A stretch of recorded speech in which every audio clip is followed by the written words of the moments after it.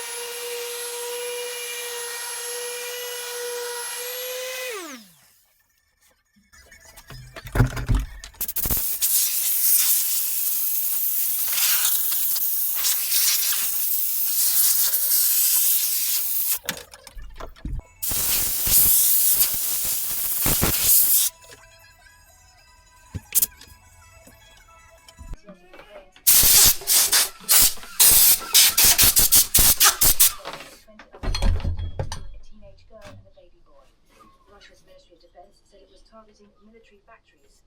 Kharkiv's mayor is Igor Terekov. It was a horrible morning in Kharkiv, which was hit by 48 Russian attack drones, 4 guided bombs and 2 missiles. Civilian infrastructure and residential buildings were hit. Conservationists say they're delighted that 6 white storks born in England have returned home after migrating to Africa. They've been trying to re-establish a wild breeding population of the birds since 2016. Charlotte Gallagher reports. White storks are commonly found in many areas of mainland Europe, but hadn't bred in Britain for centuries due to hunting and habitat loss. but a conservation project in southern England has managed to reintroduce the species. It uses rescued non-flying birds from a zoo in Poland, some of which are kept at Cotswold Wildlife Park where they breed. Their young are then released from the Neck estate in West Sussex, and Wadhurst. Charcoal woody cook DJ later. It's not bad actually, not bad.